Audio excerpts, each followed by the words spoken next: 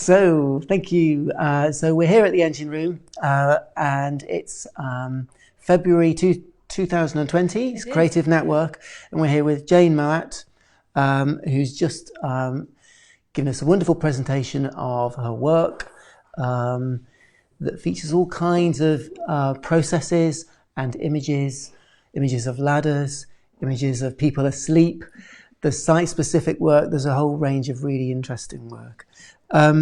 So tell us about the technical process. You talked about the fact that it's fine for you call them imperfections in the wood when you're doing a wood cut that you're going to print from, and how, in a way, it occurred to me that when you're carving, and you might create a bit of an image first that you then go to carve, that these imperfections sort of come to the fore. And you talked about woodworm and knots, and there's a sense in which it's a little bit out of your control. Is that right? Yes, in a way. Well, it's not completely out of my control, because of course I could just put that bit of wood by and think, okay, we're not going to work on that. Mm-hmm. But yes, I like the wood to be bringing me something. So it'll bring me its shape, its weight, its grain, its characteristics, its knots.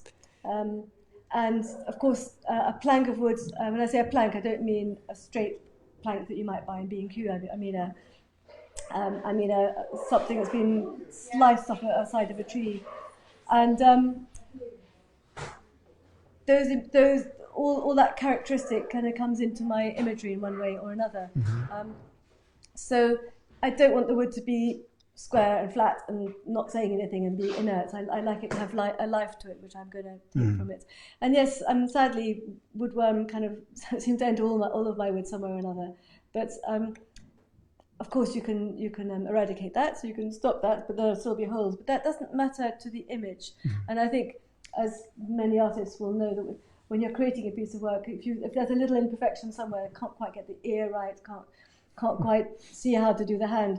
You know, if you bother about that, you're kind of forgetting about the whole thing. So it's the whole thing that matters, and those little niggly bits actually, on the whole, shouldn't matter. So a knot that's kind of gone a bit wrong, or a bit of woodworm or something, that shouldn't matter too much.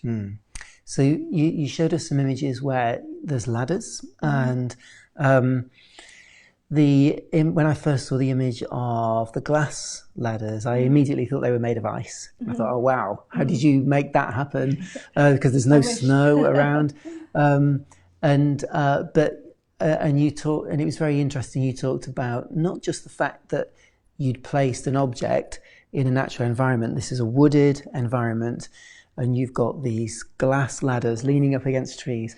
But you talked about how the ladders contained light and reflected and refracted light in different ways to the trees. So obviously the site specific is important to you.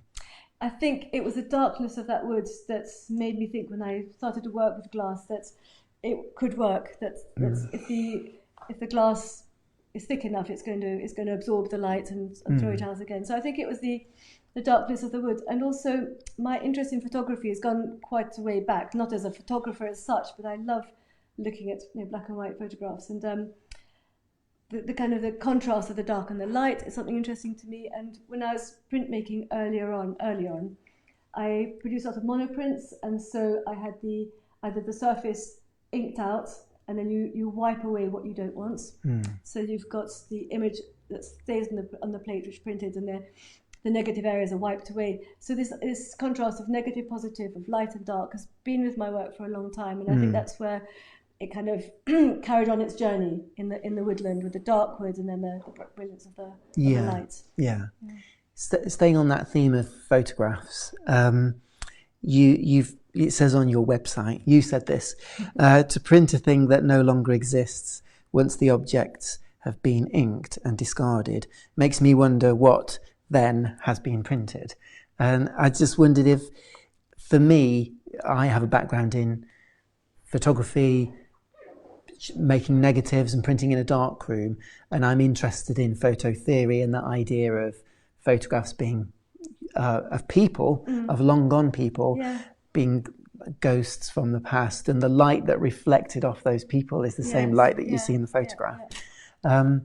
Is there something similar going on in these prints? Yeah, I think so, because I've studied photography for a long time, not as I say as a photographer, but as someone who likes to look at images. And there is something about it, like you often say of people doing life drawing or something, you don't worry if you don't think it looks quite right, because that person's going to walk away. You'll be left with the drawing, and then they won't be able to tell if the arm is too long or whatever. You can kind of see.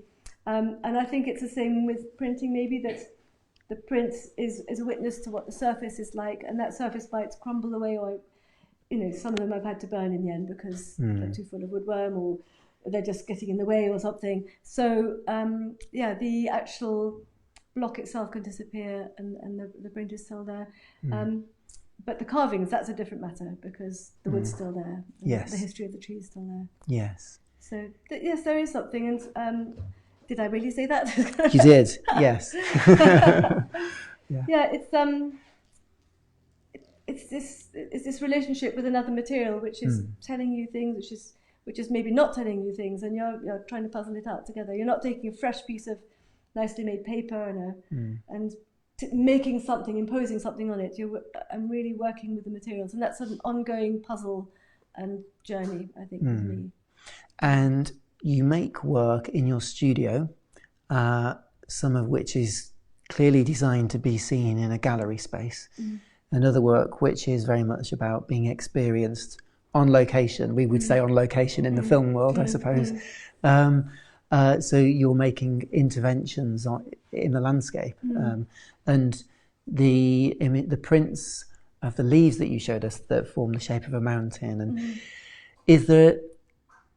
do you know from the outset, when you're starting on a piece of work, that this is destined for the gallery or this is destined for the woods? And by kind of second guessing how your audience might experience the work, does that impact on your process?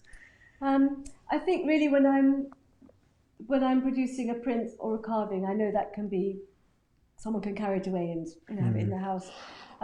But it's true that the paper ones are more fragile. The ones that were hanging in the brew house, and the mountain, which in the end I think got chewed up by mice, and there's still a lot of it there. But I just thought it's kind of not very healthy anymore. So I'm going to see what it happens to it when it burns, and that's where where photography and film is important, because it will record something which does no longer exist. That's for sure. Yes.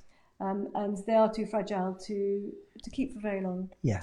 So, yes, I think that's sometimes been my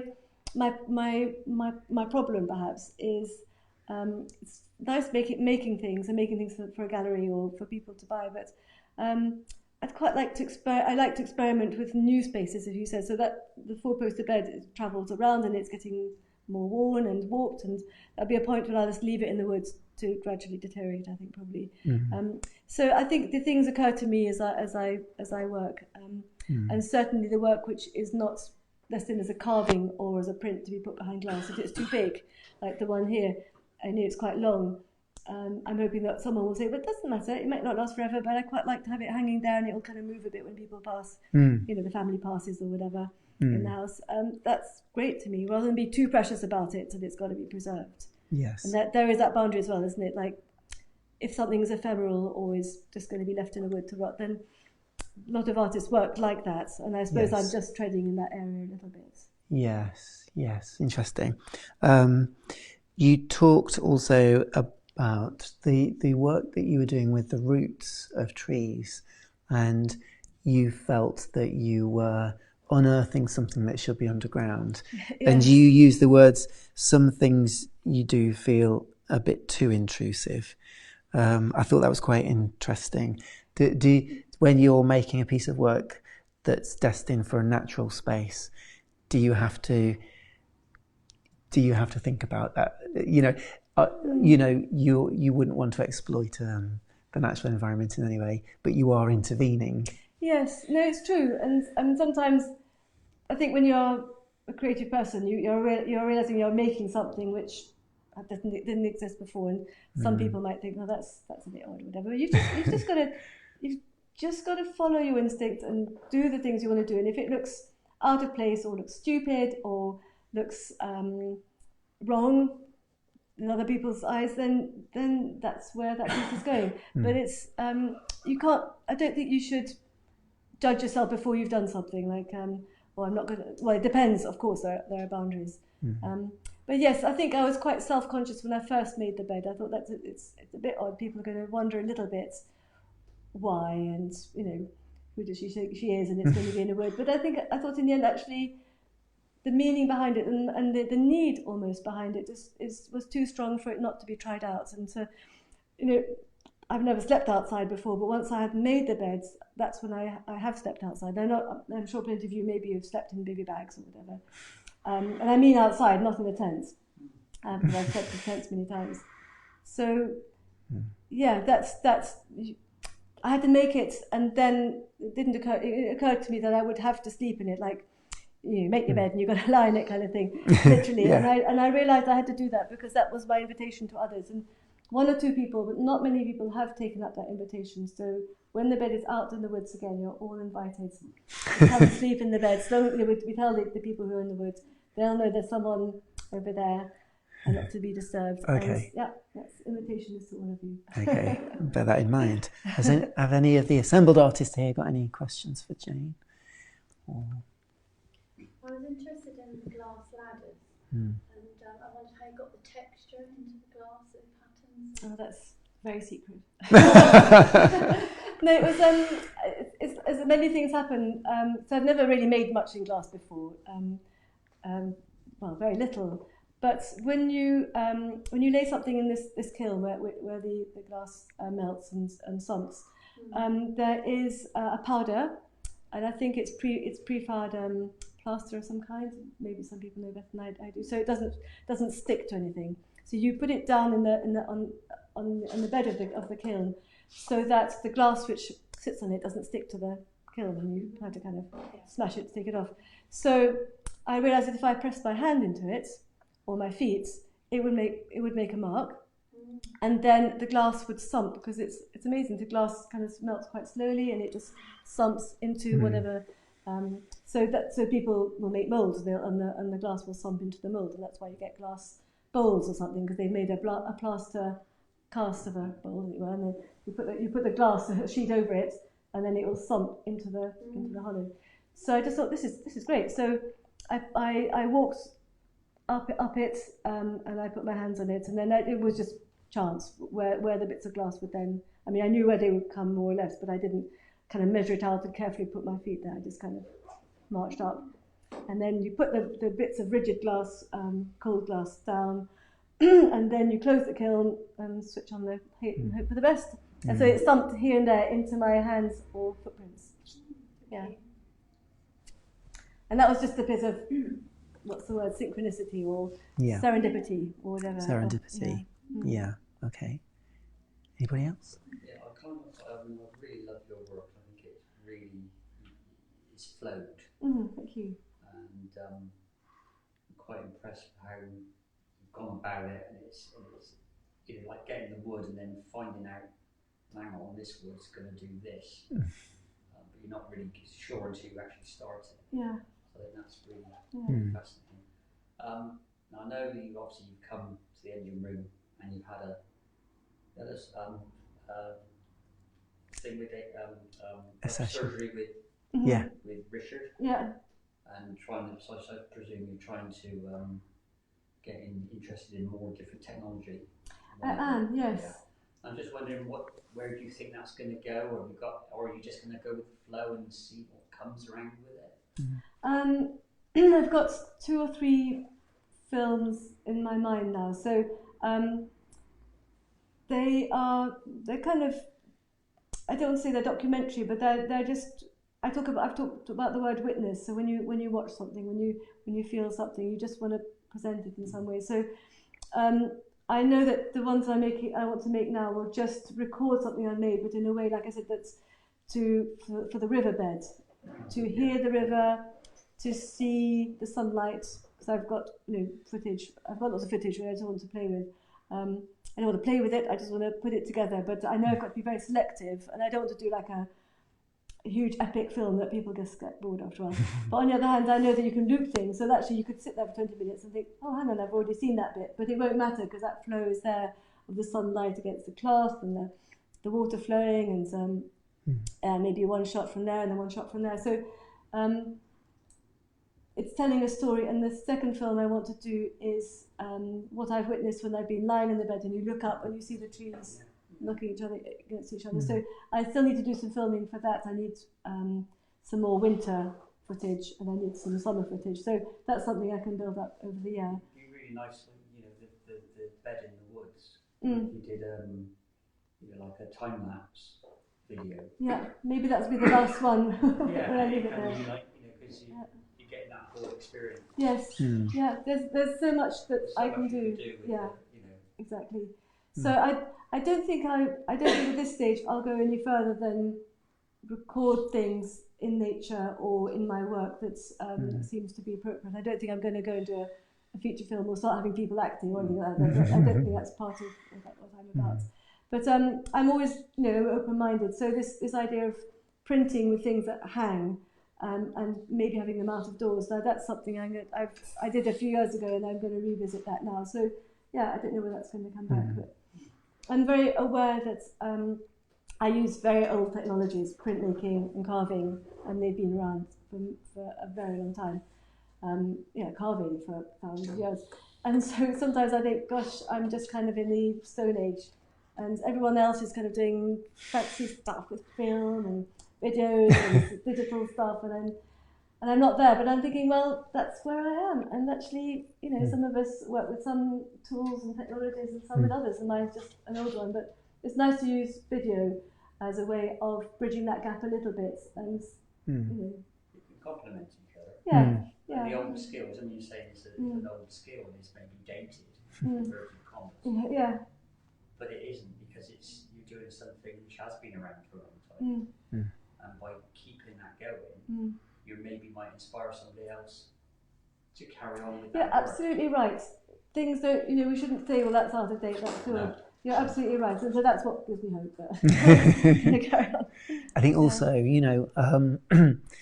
you showed us the video of the fish in the water that you filmed from a locked off static camera looking down into the water. So this technology is there to be used, and it's relatively easy to go out and capture good quality images nowadays with modern cameras and to edit them. But you've already talked and sort of alluded to the fact that you're going to be using the edit process to play with ideas around rhythm and looping, and certainly with the fish images that we saw, you're bringing your own sensibilities to it. You're not bringing a filmmaker sensibility to it, like you've said. No, but that's a good thing. You're exploiting the technology for your own, for your own process and for, you, like you've said, actually, you're not looking to create a story and to cut something together in that, video, film editing. It's a non-linear process. That's not so much what you're interested in. It's in some ways it's got more in common with your printmaking, hasn't it? You're just capturing movement and glimpses of things. Yeah, and also creating. Maybe you can do that more with video. I don't know. Creating an environment. How you're watching something and you get sucked into it and you're hearing it and you're watching the imagery and you're creating a whole ambiance really with that. And that's something which you've got to print. You look at it and then you can look at the next one. So it's not so all-encompassing. So something with sound and sight has got much more to hold you, I think, in some ways, maybe.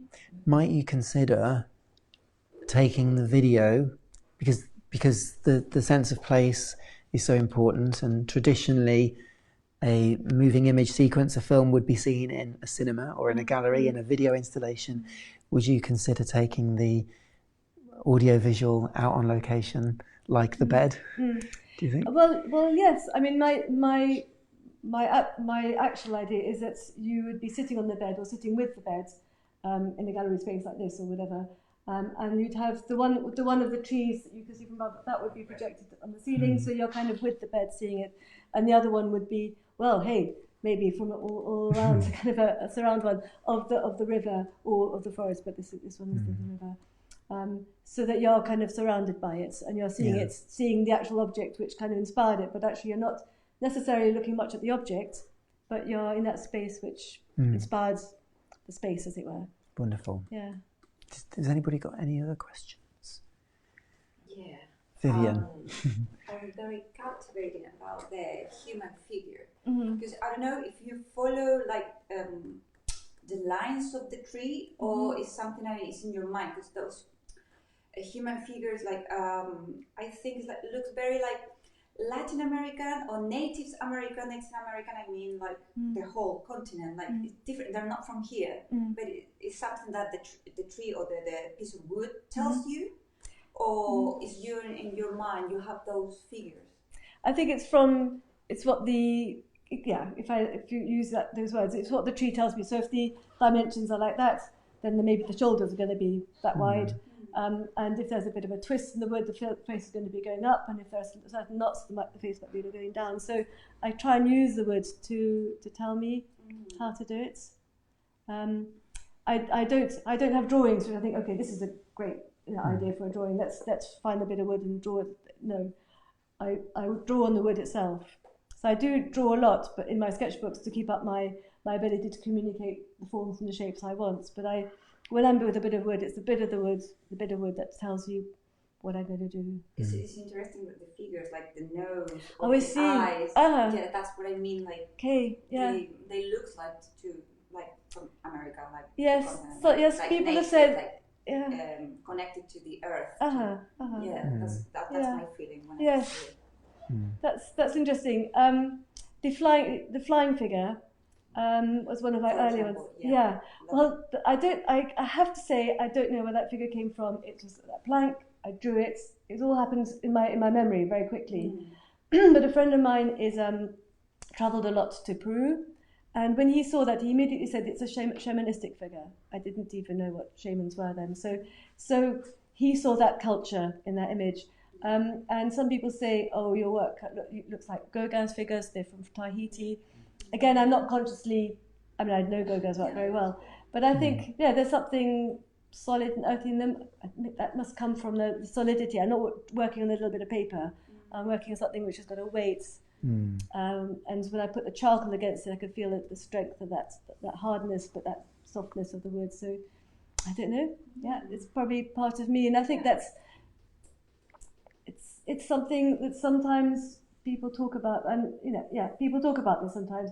When you're producing a piece of work which you feel works really well, you're kind of at one with the materials, and I think that's an important one, that you can be brilliant at drawing, you can be brilliant as a maker, but if you don't feel that image is working, it's because you haven't quite got into that zone or whatever, and that can happen as a musician or as a sports person. When you're at one with your activity, it works. And I know that some of the pieces of work I've shown, I do feel I don't know where they came from, and I say that with all humility, that I don't know where they came from, but they work for me, and they work on their bit of woods. And whether I come from another culture originally or something, that's too far. But I'll use the word archetype. I feel that a lot of my images come from an archetypal background. So the archetype of the figure, of the tree, the mountain. Those things which we've been connected with way back. And that's not conscious. I haven't decided, Jung's a very interesting person, I'm going to start kind of using archetypal images. It's just how it's been for me. That's been my journey. Yeah. So you won't see anything modern. I've never done a car or a railway or a plane or anything like that. That's why I think again, I'm kind of from the past somewhere. I don't do anything very modern. I don't do anything modern. So my images could be way back, because there's nothing that could locate it to the 20th century, or indeed any century perhaps. I don't know. Boats have been around a long time. Yes. Yeah. Brilliant. Okay. Shall we wrap it there? Has anybody got a last question? I think we're going to wrap it there. Does the shape Here we come go. from the grain? Yes, the grain that not... Because it's not... We're familiar with Henry Moore or Elizabeth Frink and their approach to... the stylised approach to the form. and I was just being nosy, really, just intrigued as to where that primitive stylized shape comes from. I can't answer that, except that that's my style of drawing, I guess. I'm not consciously thinking, it's going to be South American or Tahitian, or it's just how it is. All I can say is that I think when I first started to draw, I felt that the most important part of a figure is probably the face, the head, the hands, maybe the feet, and so they're quite often out of proportion. And that maybe comes from, I talked about Giselbertus, the Romanesque carver, and in Romanesque carving, so in the 1100s, the figures often are quite big-headed and kind of big-limbed and small-bodied kind of thing. And you could see that in Wells Cathedral, for example, when you were around Somerset like that.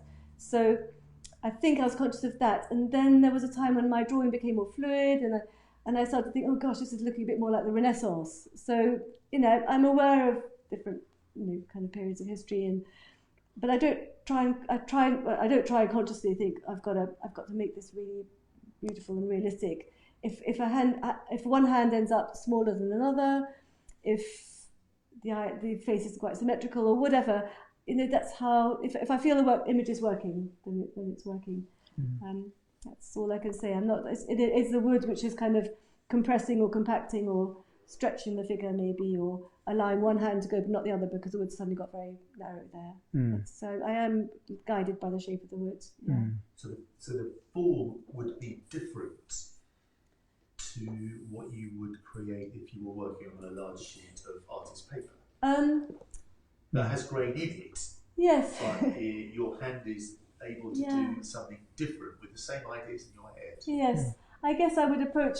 I think lots of artists have the same kind of style. If you think of, I don't know, Eileen Cooper, or as you say, I don't know if you know Ken Cliff, or if you think of Henry Moore or Elizabeth Frink. I mean, each person has a kind of a style of working. So I guess there'll be that the strength in the arms and the hands in my figures. The strength in the feet probably. The strength in the expression of the figure. There'll always be that, but hopefully they'll be endlessly different, hopefully. And yes, the paper would allow me much more scope, but life is too short to be exploring all that in painting. So wood is where I am at the moment. Lovely. Thank you so much, Jane. Oh, you're so welcome. Thank you. And are you involved in Somerset Art Weeks? I will be involved in Somerset Art Weeks. I haven't ended yet, but I will be. Okay, that's still to come in September. In September. Yeah. Brilliant. Thank you so much. Thank you so much. Yeah. Okay. We can cut that now.